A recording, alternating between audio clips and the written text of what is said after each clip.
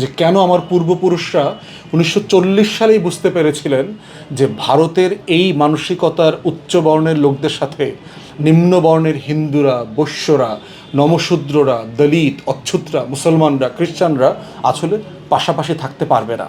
ঘটনাটা আসলে কেন ঘটলো, এই ঘটনাকে কেন্দ্র করে পুরো দেশবাসী জনগণের আকাঙ্ক্ষাটা কী ছিল, এটা উত্তর পুরুষের জন্য, ভবিষ্যৎ প্রজন্মের জন্য একটা ডকুমেন্টেশন করে রাখা, যে আসলে আমার বাপদাদারা, চাচারা কেন এই কাজটা করলেন, একটা একটা দলিল রেখে যাওয়া।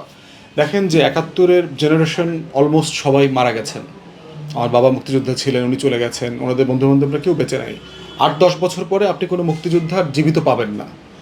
তাহলে আমার উত্তর প্রজন্ম এই 71-কে বুঝবে কিভাবে, কিভাবে বুঝবে যে আসলে ওখানে আকাঙ্ক্ষাটা কী ছিল, লড়াইটা কী ছিল। তার জন্য কিন্তু আপনাকে বই, পুস্তক, ঐতিহাসিক দলিল, দস্তাবেজ, সাক্ষাৎকার এগুলোর দ্বারস্থ হতে হবে। সেক্ষেত্রে দেখেন আমাদের 1971 সালের 17 এপ্রিল একটা ঘোষণাপত্র তৈরি করা হয়েছিল, স্বাধীনতার ঘোষণাপত্র, যেটা হচ্ছে অফিসিয়াল দলিল। যদিও আওয়ামী লীগ 7 মার্চের ভাষণকে স্বাধীনতার ঘোষণা বলবার চেষ্টা করছে, কিন্তু আসলে এটা স্বাধীনতার ঘোষণা না।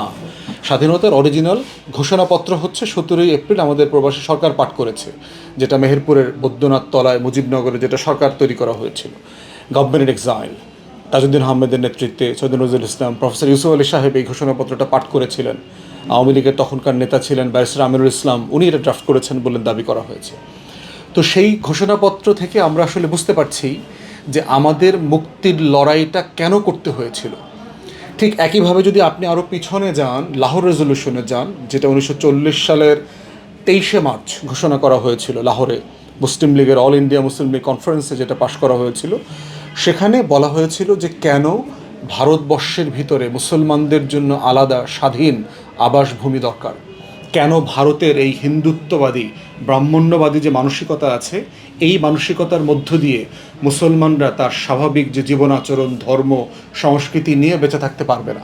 আজকে ভারত তার ক্লাসিক্যাল এক্সাম্পল, যে কেন আমার পূর্বপুরুষরা 1940 সালেই বুঝতে পেরেছিলেন যে ভারতের এই মানসিকতার উচ্চ বর্ণের লোকদের সাথে নিম্ন বর্ণের হিন্দুরা, বৈশ্যরা, নমশূদ্ররা, দলিত, অচ্ছুতরা, মুসলমানরা, খ্রিস্টানরা আসলে পাশাপাশি থাকতে পারবে না।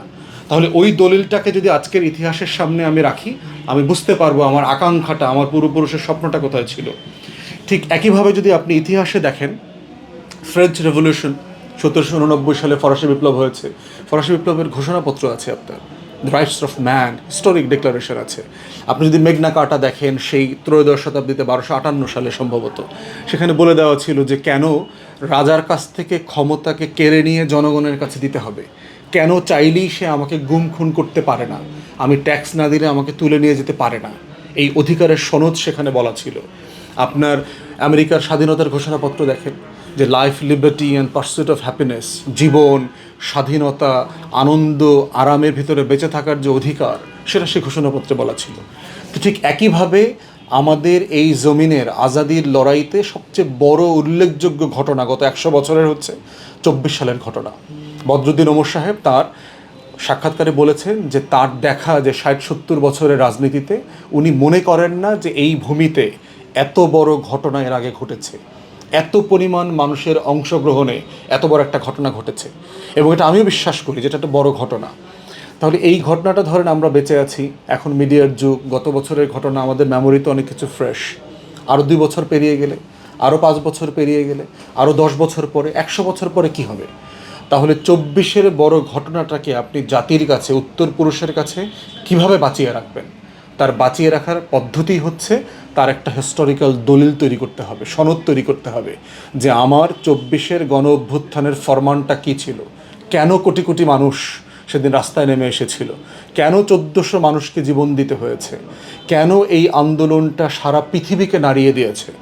জাতিসংঘের মানবাধিকার কমিশন থেকে দাপ্তরিক রিপোর্ট দিয়েছে যে এখানে গণহত্যা, মানবতা বিরোধী অপরাধ হয়েছে, বিচার দাবি নিয়ে এসছে। তাহলে সেই ঘটনাটাকে ডকুমেন্টেশন করবার একটা দাবি ছাত্রদের পক্ষ থেকে যেমন করা হয়েছে, আমরা বারবার বলেছি যে জুলাই ডিক্লারেশন যে নামে করেন, এবং এটাতে আপনি পুরো আমার আজাদির সবগুলো লড়াইকে আপনি অ্যাকনলেজ করবেন, যে আমার মুক্তির সনদ যেগুলো ছিল সবগুলো জেনুইন। আমি একটাকে দিয়ে আর একটা ছোটো করছি না। আমার 1757 গুরুত্বপূর্ণ, 1857 গুরুত্বপূর্ণ, 1906 গুরুত্বপূর্ণ, 1911 গুরুত্বপূর্ণ, 1947 গুরুত্বপূর্ণ, 40 গুরুত্বপূর্ণ, 1921 গুরুত্বপূর্ণ, প্রত্যেকটা সাল গুরুত্বপূর্ণ। কারণ আমার যে আমরা হয়ে ওঠা, জাতি হয়ে ওঠার যে একটা লড়াই আছে, একদিনে 9 মাসে 7 মাসে জাতি হয় না। জাতি হতে হলে আপনার শত শত বছরের লড়াইয়ের গল্প লাগে, ইতিহাস লাগে। তাহলে সেই জাতিসত্তার গল্প, ইতিহাসের একটা গুরুত্বপূর্ণ মাইলফলক হচ্ছে 2024। সেই গল্পটাকে লিপিবদ্ধ করে রাখবার একটা দায় আমাদের সবার আছে, এবং সেজন্য আমরা বারবার বলেছি যে এইটা সম্মতির ভিত্তিতে, ঐক্যমতের ভিত্তিতে এই ঘোষণাপত্র সনদটাকে তৈরি করা জরুরি।